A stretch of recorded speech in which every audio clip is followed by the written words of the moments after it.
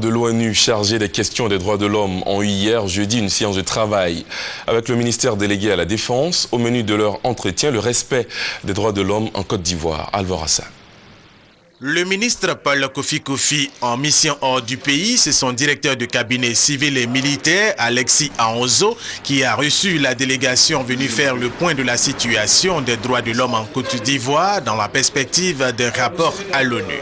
Plusieurs questions ont été soulevées par les experts, entre autres la vision des autorités ivoiriennes sur les droits de l'homme, la situation sécuritaire en Côte d'Ivoire, les attentes du gouvernement sur le rôle que pourrait jouer la cellule des droits de l'homme de l'ONU dans le processus de création d'une force nationale.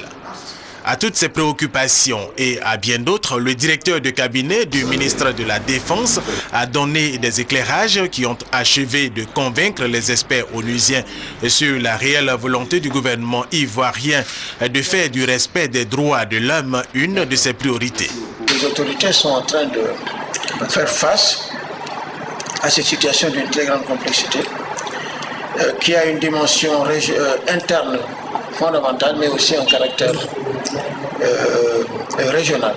La Côte d'Ivoire a su construire un maillage interculturel d'une très grande profondeur, d'une grande richesse.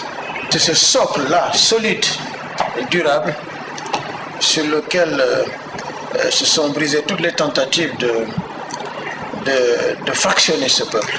Après Abidjan, les experts de l'ONU qui poursuivent leur mission en Côte d'Ivoire jusqu'au 25 novembre prochain se rendront à l'intérieur du pays.